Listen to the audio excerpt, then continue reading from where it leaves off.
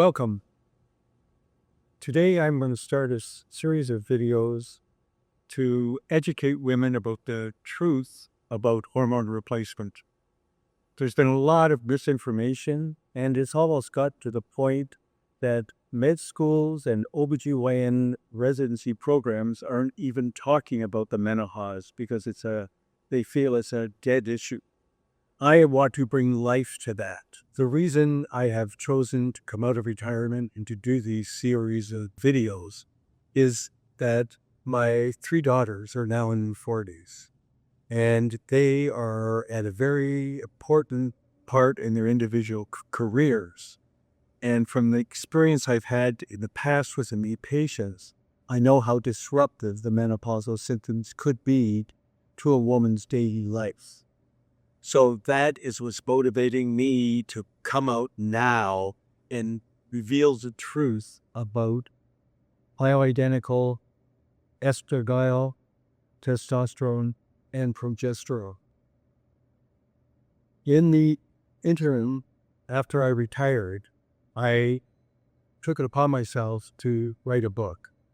And the book is entitled MeNoPause, but I break it down to MeNoPause. Awaken and Empower yourself. The S is in the capper, and we'll get into that at the very end of these talks. But what I am here to do is to let you know that when I improve the quality of a woman's life, I also restored increased quantity. So when I started the research, I developed what I call the Women's Awareness Calendar. This is a simple tool that I am giving to you today to use to help you understand more about what's going on within your body during this transition. And then you can take this to your physician and you can skip them a whole month's view of what you've experienced so that they can appreciate as they start you on hormone replacement, very low dose, and gradually increase the hormones one at a time to make sure that you are in your zone for each hormone to establish the maximum quality of life for yourself. The Women's Awareness Calendar has various symptoms, and what I did is I just got the information from the women themselves, put the information together, had many different forms of this calendar. This is my final form. So it's got many thousands of women's experiences included in this, and it has educated me as well as educating my many patients. What we do in the calendar is to show that here we have the calendar days of the month up to 31, and here's the first of the month. You then would record, if you start, say, on the 10th of the month, you go down to day 10, and you would go down for each individual symptom, the hot flushes, night sweats, and then we get into the more disturbing, the anxiety, irritability, moodiness, depression.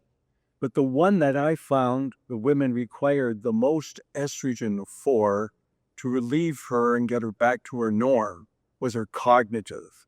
And with women working in the workforce and they get to age 45 and they're looking for that major promotion and they're hit with the menopausal symptoms, the peri-menopausal symptoms of anxiety, irritability, moodiness, depression, but mainly the cognitive. And that cognitive decline requires the most estrogen to put a woman back into her premenopausal state. So we move down to through the low estrogen symptoms, and then in the pink, we have in the darker pink symptoms of too much estrogen. How would a woman know if she's taking too much estrogen? Very simply. She may have some breast fullness or tenderness, some bloatedness, And that would be especially as she increased her dose of the estrogen and we noted that, we would know that we're getting too much. Because we're giving the bioidentical hormones, introducing one hormone at a time, we can do a blood sample at any point in time and see the total amount of that hormone that the woman is getting. When we ask them to determine the quality of their life on a scale of 0 to 10, 10 being the best they ever felt, they would, before they would start on any hormone, most of the women would be experiencing a quality of life of 0 to 3.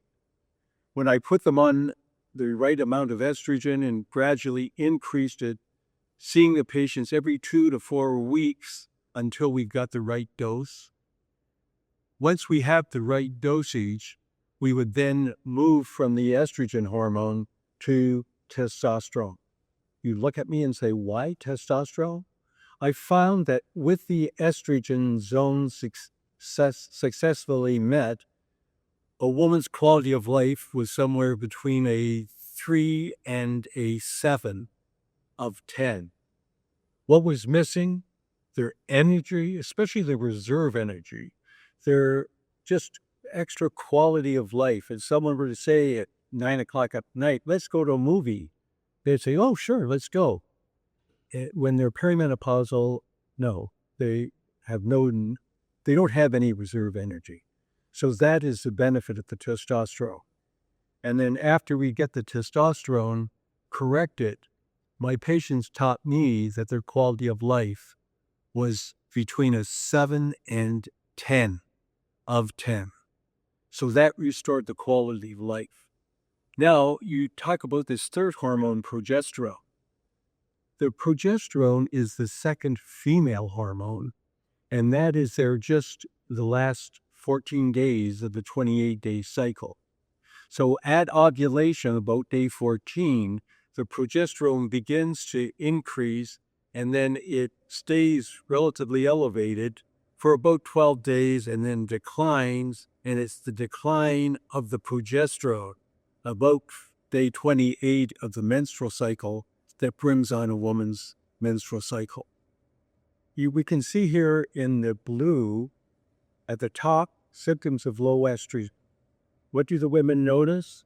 There's decreased energy, decreased libido, decreased sense of well-being, less motivation.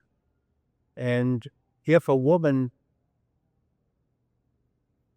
is given too much testosterone, what would they experience?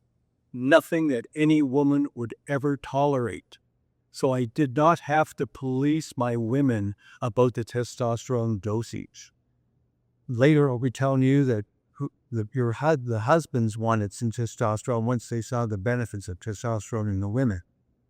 And what I found is that if a woman took too much testosterone, the symptoms could be acne, increased facial hair, decreased scalp hair, and no woman is going to tolerate with that at all. So we were very conservative when we administered the testosterone, and we started low and increased that to make sure we didn't get into problems of an excessive amount.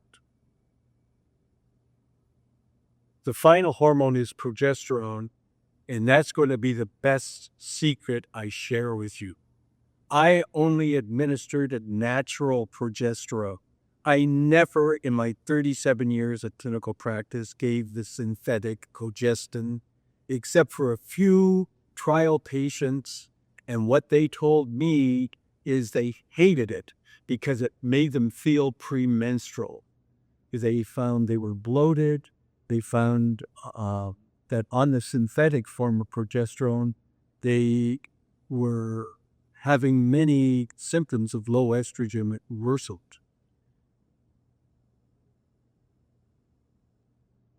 As a woman starts with her testosterone replacement, we would find that these symptoms of decreased energy, libido, and motivation would gradually decrease from the moderate to severe down to completely satisfactory level with no problem in those areas.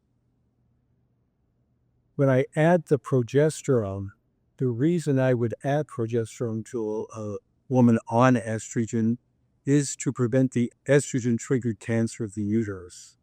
If a woman has had a hysterectomy, she does not necessarily need to take the progesterone. She would just take the natural estradiol and the natural testosterone and may not require the progesterone. The second tool I gave the women was an annual menstrual calendar. And this was to record her periods or any bleeding that she may have as we initiate treatment. And with these two simple tools, we were able to get, instead of a snapshot of what's going on, we were able to get a complete movie of either a month with the calendar and with the year with the menstrual calendar. In future videos, we will be discussing the risk of heart attacks, strokes, blood clots in the circulation, and breast cancer with hormone replacement, the pros and cons. And we will get into the Women's Health Initiative, that study, which in 2002, when it was published, created havoc in the lives of millions of women throughout the world, to the point that half of the women in the world taking hormone replacements that year stopped their hormone replacements, the vast majority without consulting a doctor. They were terrified about what Western medicine had told them about the risks of hormone replacement. I will be going into that study in great detail and giving you information that nobody else has shared, to the point of what went on behind the scenes and how it did not follow normal human research protocol.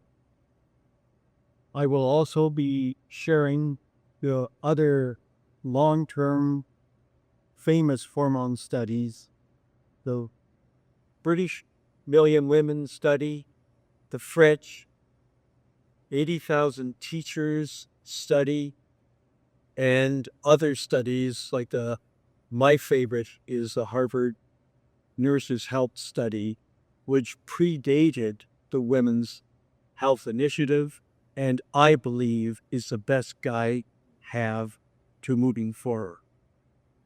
One final thing that I'd just like to say is that Western medicine, I feel, has made a big mistake in thinking that a double-blind, placebo-controlled clinical trial is far superior to what we call observation studies.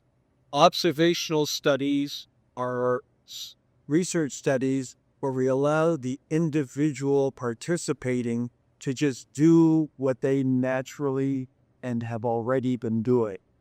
And we monitor them over time to see if there's any risk or benefit. Instead, Western medicine has taken the protocol we use in animals, calling double-blind, placebo-controlled study, to the humans and saying this is far superior. I have to tell you, with all I know about research in women, this does not work. It doesn't work because what we do is take away a woman's most important God-given right, and that is the right to choose to take hormones or not. And that is what I value, and that was why I'm giving you seminars.